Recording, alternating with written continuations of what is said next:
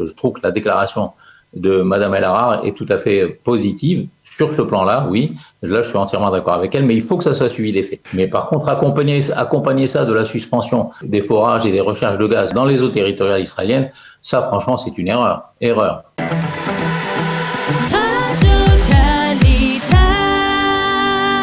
Albert Lévy, bonjour, Boker Tov. Bonjour, Boker Tov. Merci d'être avec nous ce matin. Alors, on vous connaît, on vous a déjà interrogé sur Radio Kalita. Vous étiez un des chefs du parti Zéhout à l'époque, en 2019, lors des premières élections au moment de la crise politique. Et vous êtes un homme d'affaires connu et reconnu. Mais ce que l'on sait moins peut-être, c'est que vous avez une expertise en matière d'énergie renouvelable en particulier. Et vous aviez été même à l'époque, donc dans le rédacteur de la partie énergie renouvelable, ou en tout cas environnementale, du programme de Zéhout de Moshe Feiglin. C'était en 2019. Nous vous avons sollicité parce que la ministre de l'énergie a fait des déclarations hier plutôt étonnantes, et vous allez essayer de nous expliquer, nous permettre de mieux comprendre pourquoi elle parle ainsi. Karine El Arar, elle a déclaré que l'année 2022 ce sera l'année des énergies renouvelables, mais elle a surtout insisté sur le fait que l'exploitation du gaz en mer Méditerranée, qui était, on va dire, un des atouts énergétiques prioritaires de l'État d'Israël, semble pouvoir attendre. Selon elle, on va cesser, ou en tout cas réduire, elle voudrait réduire l'exploitation de ces fameux gisements de Léviathan, de Tamar, au large des côtes israéliennes.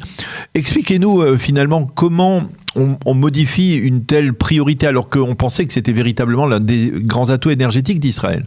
Écoutez, bonjour Daniel et bonjour aux auditeurs. En tout cas, ce que je tiens à dire, avant de dire ce que je pense de cette décision concernant le gaz, c'est qu'évidemment, j'applaudis des deux mains à la volonté affichée, en tout cas, j'espère que ça sera suivi des faits, de donner la priorité dans un futur immédiat et par la suite aux énergies renouvelables, à l'énergie solaire en particulier. C'est évident qu'on doit aller dans ce sens et atteindre la neutralité carbone au plus tard en 2050, avant si c'est possible, et supprimer l'utilisation du charbon dans les centrales électriques israéliennes au plus tard en 2030, comme c'est prévu, et si possible avant. Donc là-dessus, je suis absolument d'accord et j'ai toujours milité dans ce sens partout où je suis passé. Par contre, la décision de suspendre pour un an, et on ne sait pas ce qui se passera dans un an, les autorisations de recherche de gaz au large des côtes d'Israël dans les eaux territoriales israéliennes, à mon sens, c'est une grave erreur pour plusieurs raisons. Des raisons géostratégiques et des raisons économiques. Je vais commencer peut-être par les raisons géostratégiques, parce qu'elles me semblent très importantes.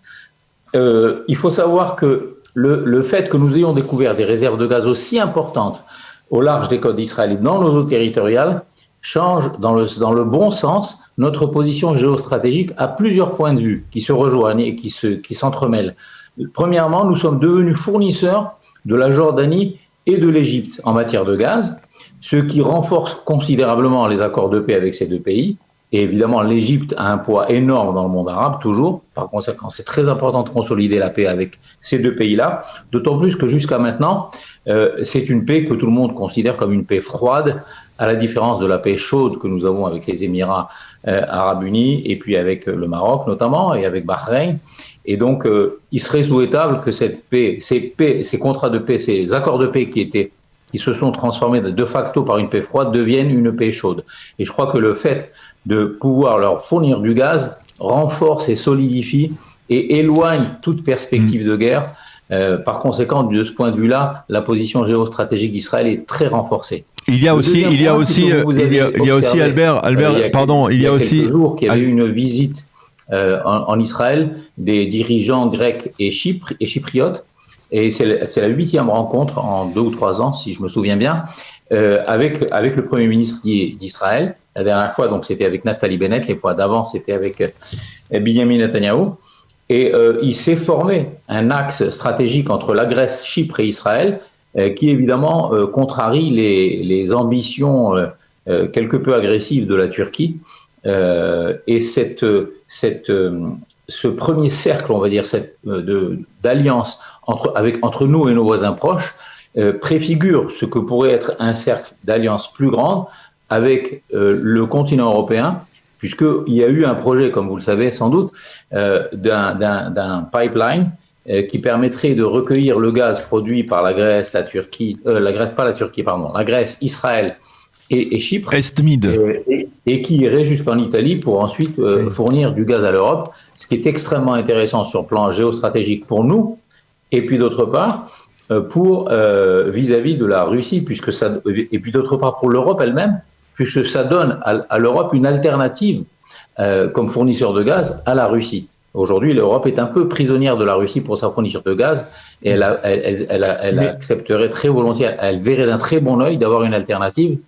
C'est également une bonne alternative vis-à-vis des pipelines qui passent par la Turquie, puisqu'en ce moment, les relations entre la Turquie et l'Europe ne sont pas non plus au beau fixe. Donc, c'est vraiment le moment pour Israël de renforcer sa position géostratégique, précisément avec l'Europe, puisqu'on a des problèmes diplomatiques avec l'Europe en particulier. Alors, Albert, j'espère. Est-ce que vous m'entendez, Albert?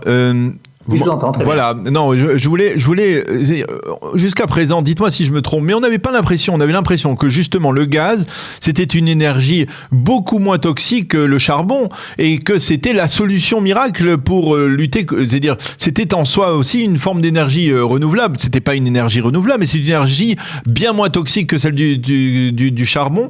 Finalement, aujourd'hui, on se retrouve dans une situation où le gaz est aussi une énergie toxique et on va déjà chercher ailleurs dans les énergies renouvelables. C'est pas un peu contradictoire ? Alors, Daniel, vous avez tout à fait raison, mais ce que vous dites, c'est vrai, et en ce sens que, oui, le gaz est une énergie moins polluante, nettement moins polluante que le pétrole, et en particulier que le charbon. Certains calculs vont jusqu'à 30 fois moins polluant, et d'ailleurs, il y a eu une baisse de la pollution de la qualité de l'air, une baisse de la pollution de l'air dans la région d'Ashdod quand on a introduit le gaz. Par contre, ça reste une énergie fossile qui reste quand même plus polluante que les énergies renouvelables, en particulier l'énergie solaire, les énergies éoliennes et la géothermie et d'autres sources d'énergie renouvelables.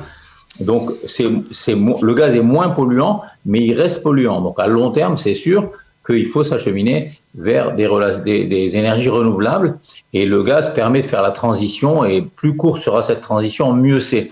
Mais la question n'est pas là, parce qu'aujourd'hui, en ce qui concerne Israël proprement dit, nous avons très largement, pratiquement, de quoi fournir les besoins d'Israël en gaz pour les 25 prochaines années, avec seulement la moitié des réserves qui sont découvertes aujourd'hui et qui sont connues aujourd'hui. Donc aujourd'hui, le problème n'est pas Israël si on fait des nouvelles recherches et des nouveaux forages. La question, c'est de savoir si on veut faire des nouveaux forages pour exporter plus de gaz.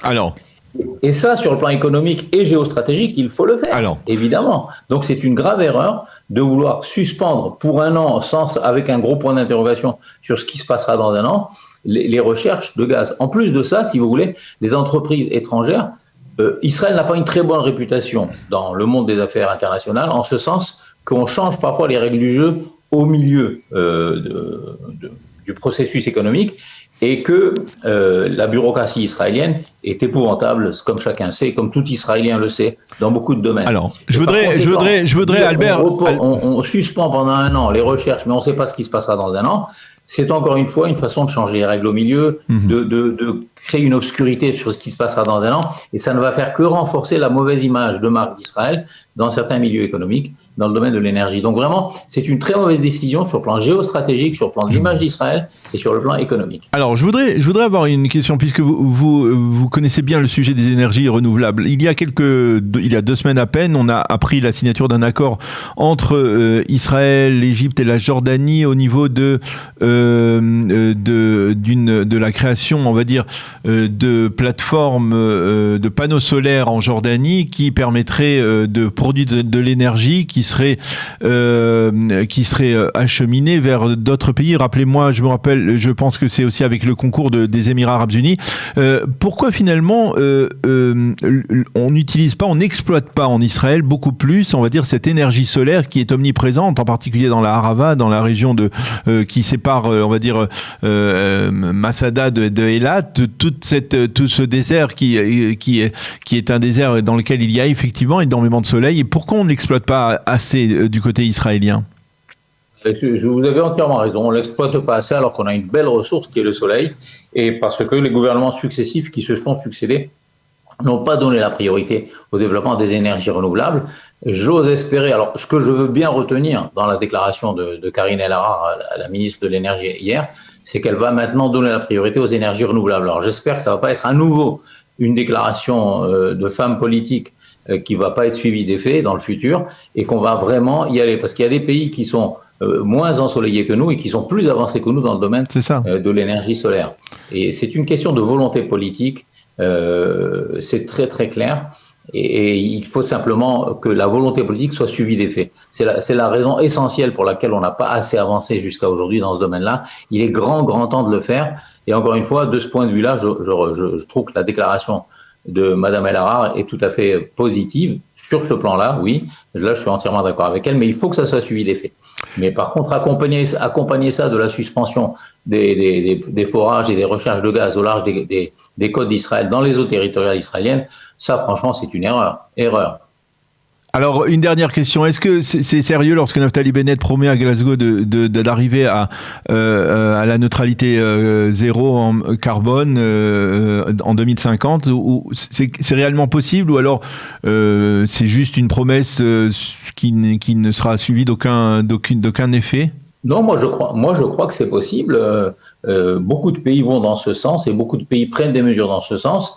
En France, par exemple, tous les propriétaires d'immeubles et même les locataires d'immeubles doivent diminuer de 50% leur production de leur consommation énergétique d'ici 2030 et de 60% d'ici 2050, si ma mémoire est bonne. C'est à peu près l'ordre de grandeur. Et donc, tous les propriétaires d'immeubles vont devoir faire des travaux d'isolation thermique, d'installation de panneaux solaires et d'utilisation d'énergie alternative de façon de remplacer tout l'éclairage par des éclairages LED. Là, on en est très très loin en Israël. Il y a un parc d'ampoules à changer qui se chiffre en millions, pour pas dire en milliards d'ampoules. On doit passer en LED, c'est évident, c'est beaucoup, ça consomme beaucoup moins. Le rendement sur l'investissement est devenu intéressant. C'était trop cher avant, maintenant c'est possible.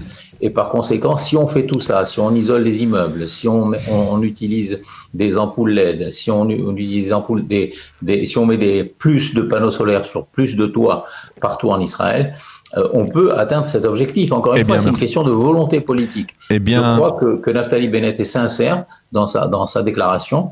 Il faut encore une fois que ça soit suivi des faits, hein, comme on le sait tous. Merci beaucoup. Malheureux citoyens. Souvent, les déclarations des hommes politiques ne sont pas suivies des faits. Donc, merci beaucoup. Au niveau de l'intention, elle est bonne. Et au niveau de la possibilité, techniquement, je crois que c'est possible. Merci beaucoup Albert Lévy de nous avoir éclairé sur ces sujets des énergies renouvelables et sur votre appréciation des déclarations de la ministre de l'Énergie Karine El Ahrar. Bonne journée, à bientôt. Bonne journée Daniel, merci infiniment.